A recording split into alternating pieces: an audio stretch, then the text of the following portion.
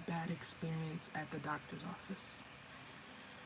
Well, today I'm going to tell you about the experience that I had when I took my son, who is on the spectrum, to the eye doctor. Originally, when I thought of doing this video, I wanted to reach out to moms who had children who were on the spectrum, who are autistic. I wanted another mom to know that they're not alone. But then I realized that it's just as important that even if you don't have a child who is autistic, or you don't know anyone who's autistic, just to help you to see behind the scenes what it's like, so that maybe it could be a different experience for them than it was for me. So my son has there's like a term for it, but a lazy eye, one eye that goes inward. And we've been going to this eye doctor for a while because he specializes in that. And up until before the pandemic, it was a pretty good experience. But what happened today left me in tears, and remembering the quote that Maya Angelou said, that you can, people could say things, you may forget what they say or what they do, but you always remember how they made you feel. And I think that there's a lot that a doctor's office can learn from a gas station attendant. And I'm going to explain what I mean by that. And I told you guys that, my channel is more than just about my hair. I found, especially when I shared my story on the seizures that I experienced, there's someone out here. There's a mom or someone who needs to hear this today. And it's also therapeutic for me to be able to share it. So, when you go to the eye doctor, right, that you need to get your eyes dilated. What you may not know about children who are on the spectrum, and they call it a spectrum for a reason, because not every child has the same symptoms with autism. My son has some sensory issues, meaning he doesn't like things to touch his ears. He definitely doesn't like it to touch his eyes. Going to the barber is also a difficult experience. Whenever the clipper starts to come near his ears, or he has to put his ears down, it's an issue. So what do you say? Safe to say that getting his eyes dilated was not going to be a fun experience. I know that there are some adults who don't like getting their eyes dilated, but we have a certain level of self-control and being able to tolerate, certain discomfort. But for children in general, whether they're on the spectrum or not, it's not always easy for them to handle discomfort or pain. But then you add in a child who has, special needs, and it becomes that much more difficult. So the woman who came in, we were doing pretty good up until that point where the eyes needed to be dilated. And so when he saw that that was going to happen, he was like, no. And he's verbal, so he is at a point where now he can express his dislikes, and he's also very strong. So trying to restrain him to get the drops in was a chore. Now we're also in these very special times that we're wearing masks, right? So I haven't been outside in a while to the doctor, and so I had my mask on, he had his. Actually, by this time, the mask was off of him, because he was just like, no, you're not putting this in my eyes. And I understand as a parent that there's sometimes things that your child doesn't want, but you have to help them and say, no, you got to eat your vegetables, things like that. But this felt so violating to my son, because he was expressing, no, I don't want this. And I know the woman meant well when she was trying to help him through it and saying, it's fine, you just, she tried to show him the drop and put it on his hand. I put it on mine. I even told my son, we're going to give him a special treat, because I know getting his blood drawn, different things like that are difficult for him.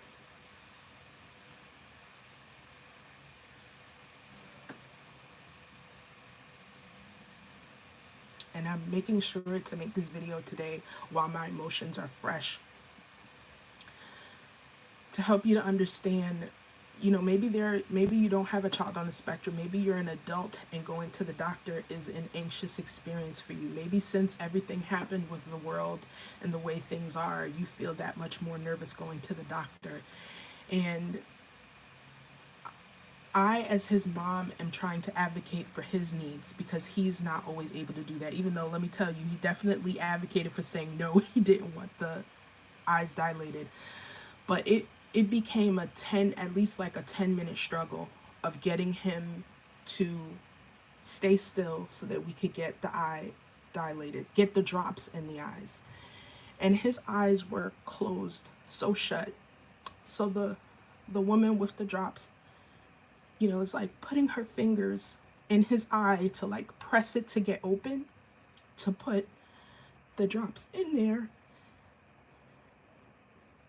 And I talk to you guys a lot about self-compassion because one of the reasons why I am sharing this is that if you are someone who feels emotional like me, I want you to allow space for that because there's a part of me that feels like, why did this upset me so much? They weren't trying to harm my child. I know the purpose of it.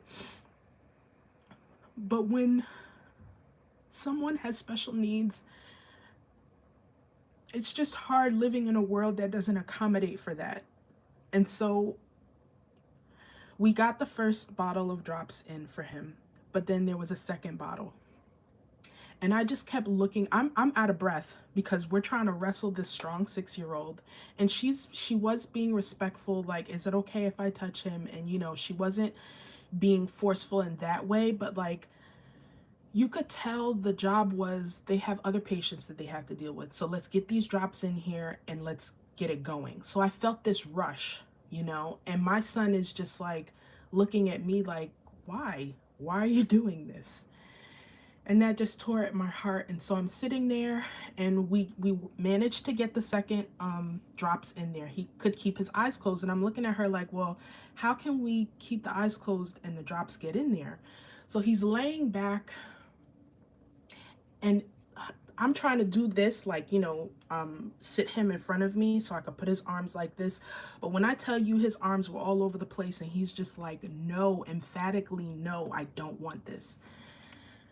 And, I felt frustrated that I'm worrying about this woman because she was flustered and I get it. But I'm like, my first instinct is for my child. Like, so we managed to get whatever, even while his eyes were closed, some drops in there. And we had to go walk to the waiting room for his eyes to be dilated. And I broke down crying in that waiting area. And I don't know if that woman will ever see this video, but if you're watching this, thank you so much for getting up. She was in there with her little daughter. She got up and went and found some tissues and gave me some tissues because I was crying. And it was mostly like this buildup of like what I had to do. I wasn't feeling too well this morning. And the past couple of eye doctor appointments weren't really that bad. So I can't say that I mentally prepared myself for what was going to happen. And I was just so frustrated. I'm like, that's the only way that you can dilate his eyes? Like, is there another way that we can do this that doesn't feel so violating to him? And we got that done. Mind you, the little girl who was in there and the mom who was so nice, to just check up on me and see me. Okay, she was the only one who came over to see how I was doing and give me a tissue. And her daughter the people came in again to dilate her eyes. And I was like, oh my gosh, please let it be okay. Because then maybe if my son sees this, listen, my son was like, that's good for her. He told me, he's like, mommy, it's your turn next. I'm like, this is not my doctor. This is your doctor. He's like, no more drops. Like, I'm letting you know right now. Anytime anybody came through, he looked at them like, it's not happening. So the little girl got hers done. Her mom was really good at, calming her down and, helping her. She was like, it burns. And then I thought about that. I'm like, I'm telling my child that it's like water going in his eyes when it's clearly not. it has an effect on your eyes.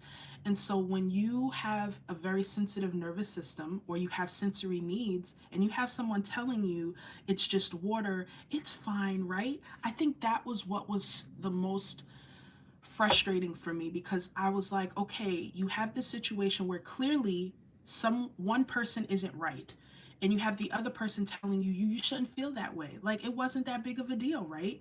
And I said to her in the room, I'm like, to him it is. To him it is. And why can't that be enough? Like, there's some people who are really scared of needles. Like,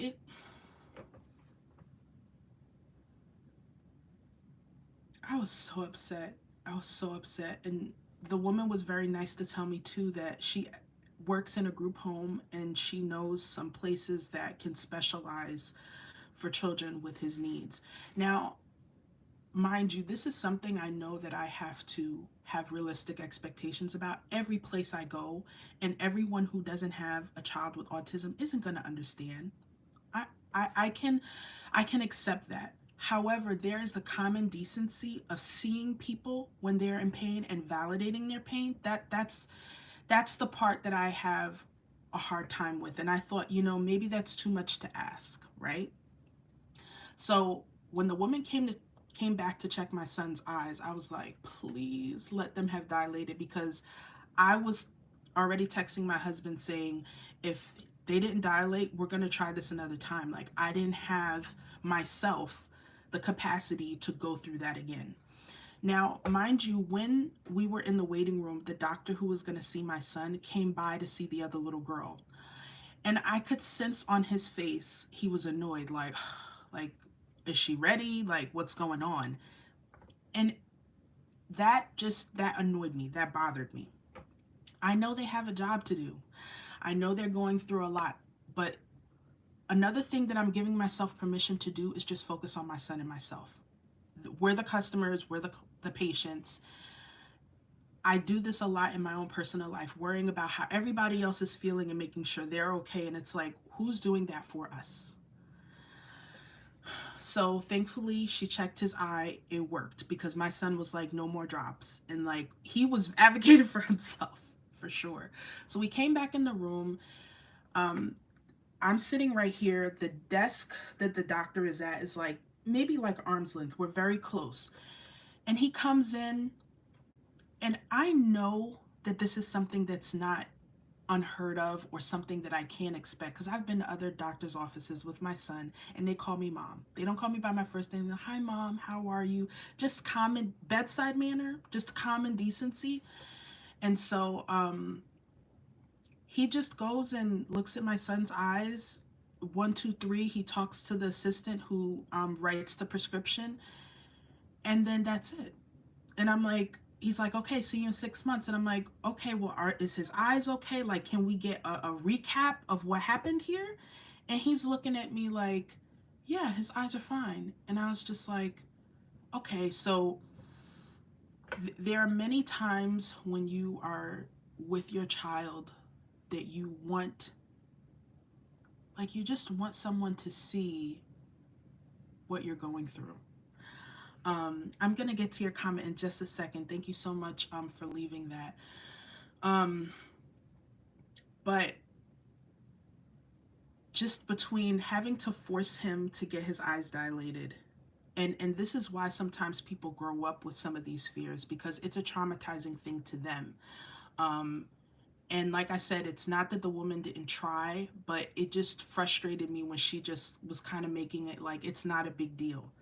If it's a big deal to someone else because of this special um, sensory issue that they have, like I told him, I was like, I know you're scared. And she almost was looking at me like, no, there's nothing to be scared of. And I'm like, go put it in your eye then. Take the drops for him then.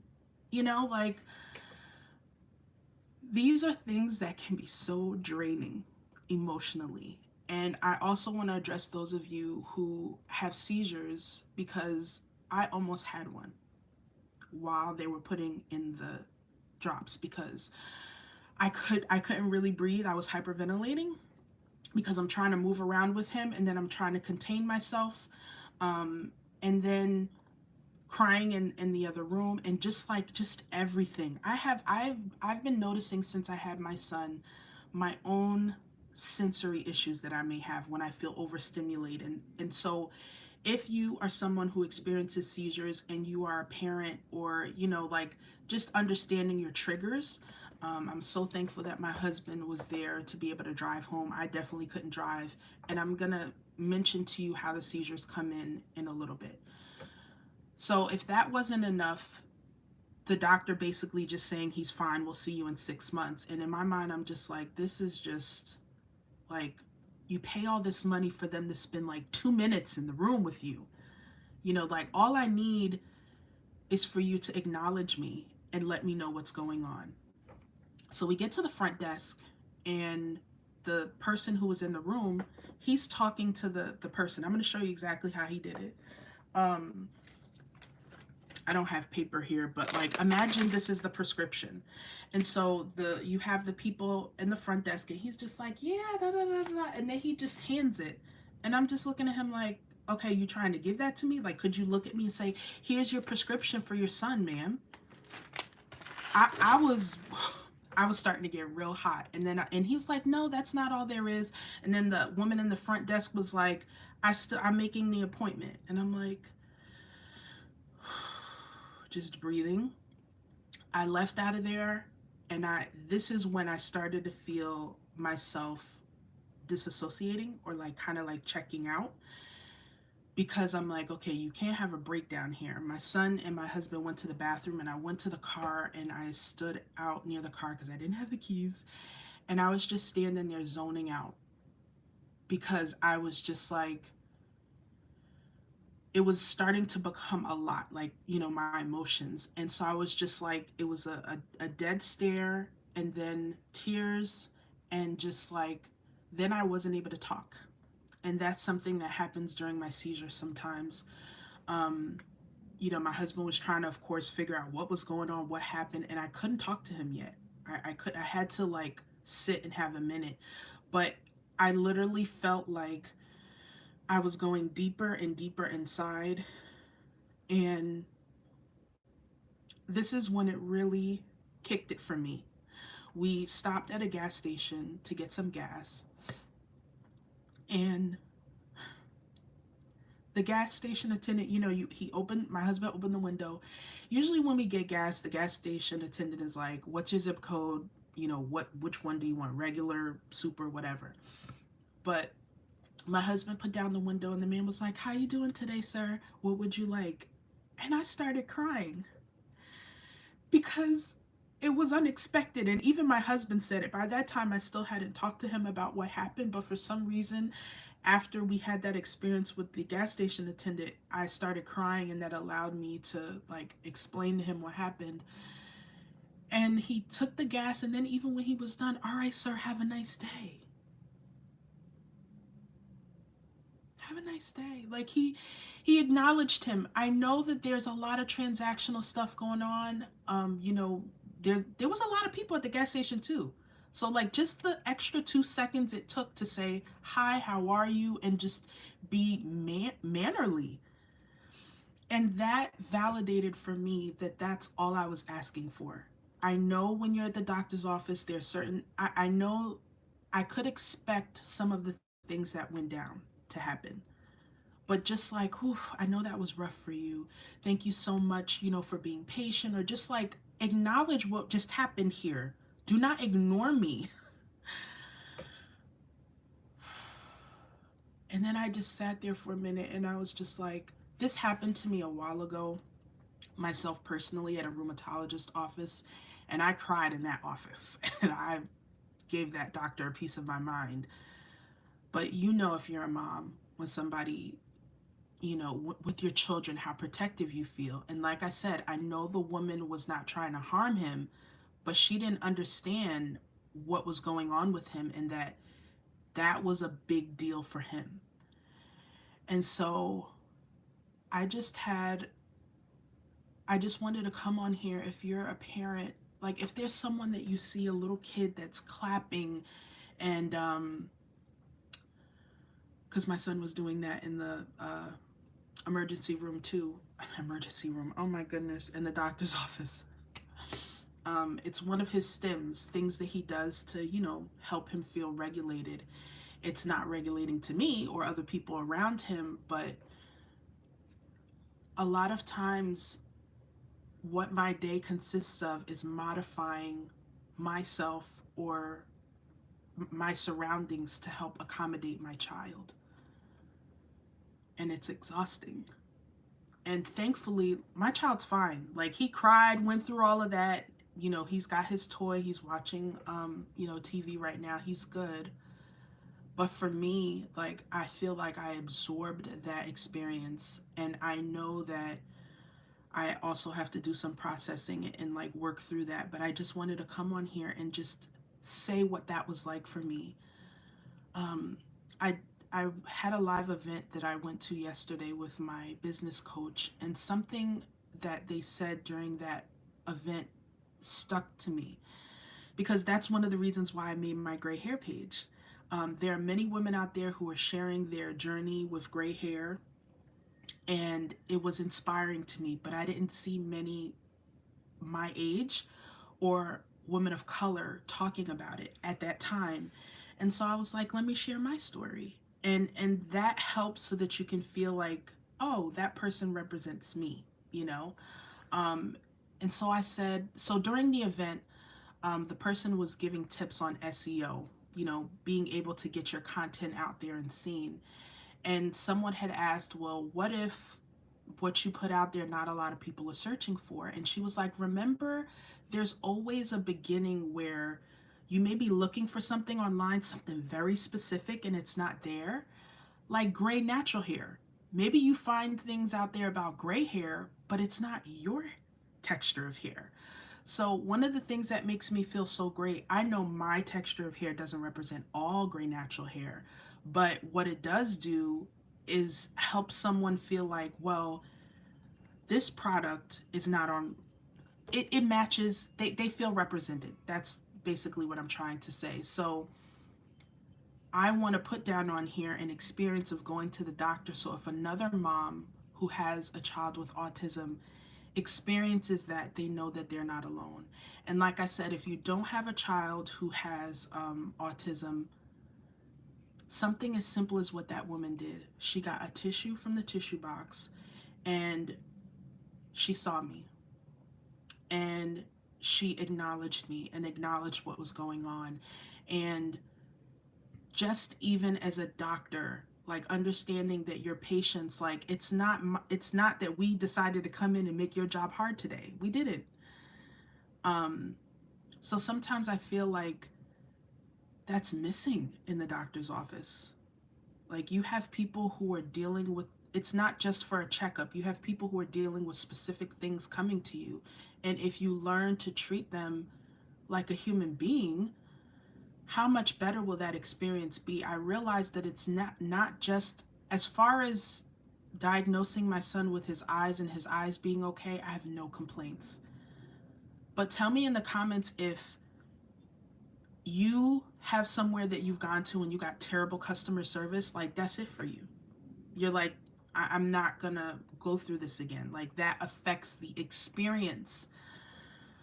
So if anybody is a doctor or a nurse, I'm thankful for all the doctor's office I have gone to, and they have treated me and my son with care and with, dignity, and understanding that it's difficult. I don't know if you guys had saw, there was a popular video or a video that was going around of this barber who had an autistic customer who was a little boy, and the things that she did to be able to help that experience to be good for him. And it just touched my heart because she went out of her way to make this little boy feel okay, with getting his hair cut. Because for you, maybe going to get a haircut is like going to brush your teeth, but for that little boy, it's an experience. He will remember that woman, that barber, for the rest of his life, for how she made him feel. So just because you don't have a child who's autistic, doesn't mean that if you see a mom in a store or maybe in the waiting room of a doctor's office, that there isn't a way that you can't make them feel less alone. You know, like, words are powerful. Words are powerful. And so the other part of this that I also understand that I'm going to have to work through is understanding that that is nice, all the things that I said, but it doesn't mean it will happen. And so if I go around expecting that everyone is going to understand where we're coming from, then I'm asking myself for a disappointment. I'm trying to validate that it makes sense that that's something that I would want, but at the same time, give yourself permission to be human. Give yourself permission to feel differently than somebody else. You can have someone looking at you saying, it should not be that hard for you, but it is hard for you. So give yourself that permission. And I think that's also helpful when it comes to the seizures, because emotional stress can bring things on. Um, and so learning how to like calm ourselves down, to give ourselves validity for how we feel, can go a long way with being able to handle really tough situations. Um, I am going to have some more future videos talking about just different techniques to be able to help yourself in a situation like what I had. Talking about it is another good way of being able to deal with it, like what I'm doing right now, because I know that there's someone out there who felt seen or feels less alone from sharing this. Let me just see if I could see the comments. Dear daughter, Media said, I'm so sorry he and you went through that. I'm a special needs teacher. Thank you. And you empathize. Oh, where did it go? And you empathize. I'm so glad you had comfort during the experience. Thank you so much. I appreciate that. And I don't know if that woman's child had autism or not, but she was just being a beautiful human being by just getting up out of her way to go and get me tissue. That meant so much.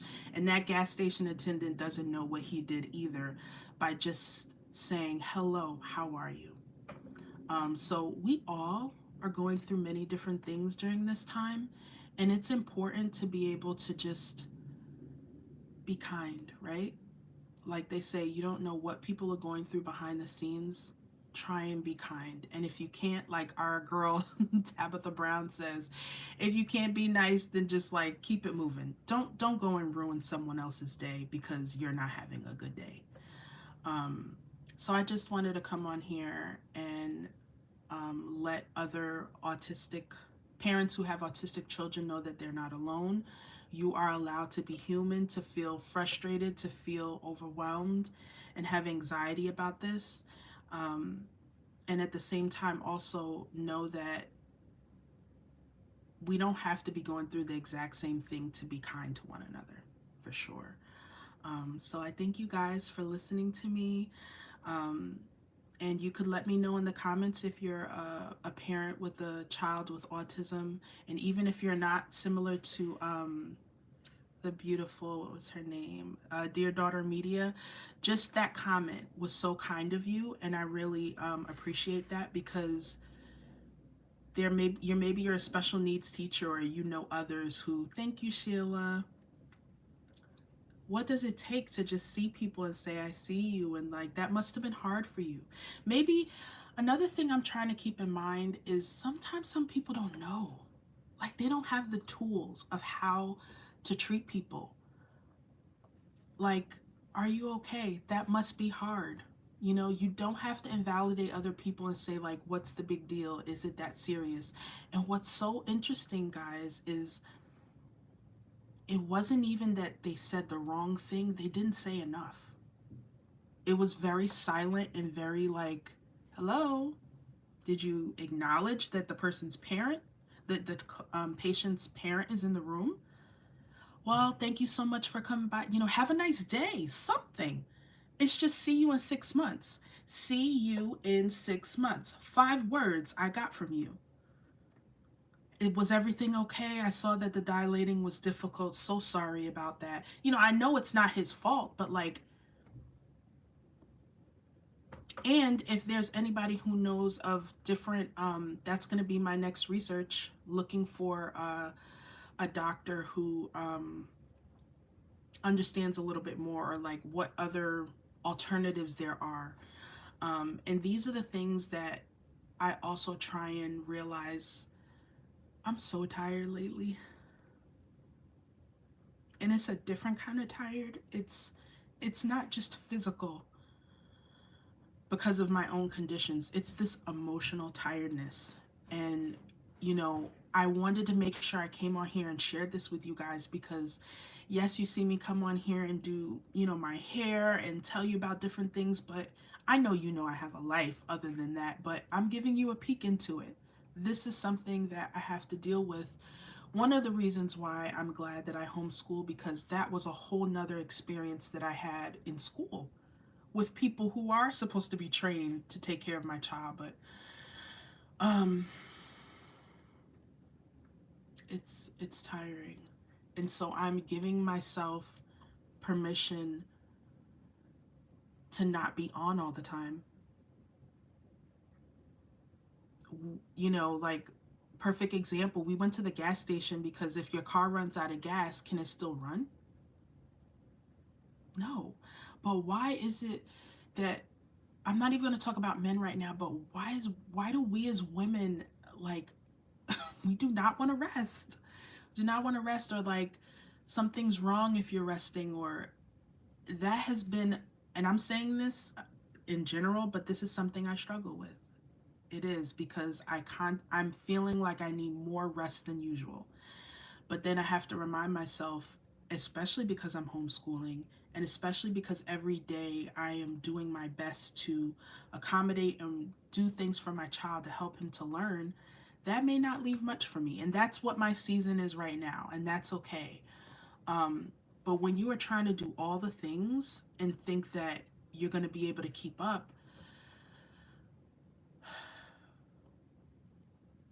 it's not going to last long. It's not going to last long. So I also, if there, I'm sure if you're watching this, you're going through something in your life right now. And I encourage you to give yourself permission to be human. Um, give yourself permission to allow space for how you feel. I'm going to feel better later on today, but not before I cried, not before I got angry and just felt frustrated and just allowed myself all the feelings that came from this experience. Then I can move on to, well, you know what? I'm grateful for that woman who helped. I'm grateful that I could come here and talk to you guys about it. I'm grateful for my husband's support, all those things. Sometimes we skip that. Sometimes we skip that, and denial can be dangerous too, because you stomach, or you just stuff things down. And especially if you experience seizures, it will come out. It will come out somehow. A headache, a stomach ache, um, anxiety, so many different things. So I'm going to go take care of myself for the rest of this day, but I'm glad that I was able to come on here and share this with you while it was still fresh, like I said. And I appreciate you for allowing me to share my story. And I look forward to seeing you guys on the next video. Well, I mean, let me just stay on just a little bit more. If there's anybody who has any questions about this experience or something else, I can engage with you for just a little bit. But if not, then I will hop off. But I thank you guys again for listening. Sharing really does. There were many times when I first became a mom that I looked at other women's stories, and they made me feel seen. And I was like, I thought it was just me, but it's not just you. And also, don't invalidate yourself if you feel a certain way, and say something must be wrong with me because I feel that way. And I never want my son to feel like that, guys. It's hard enough that he has needs that are different than other people. I don't want him to feel like something's wrong with him because he does not want it to go in his eye. Those are the conflicting messages that we hear, and that can make an internal war within us. Well, everybody's saying, even bringing it down to gray hair, everybody's saying I'm gonna look old if I go gray, or I'm not gonna be attractive, or I let myself go. All these messages and narratives that you're getting, but how do you feel about it? Maybe you feel that way and you think that's how you really feel, but you feel that way because of what you've heard. But for me, I'm gonna tell you, I did feel those things, but then I was like, but are they gonna come and do my hair? Are they gonna, like, I'm done. I'm done with dealing with the maintenance of it. So I'm just gonna embrace the discomfort, and it turned out better than I expected. So, all right, guys, I hope you enjoy the rest of your day. And like I said, thank you again for listening, and I'll see you on the next one. Bye.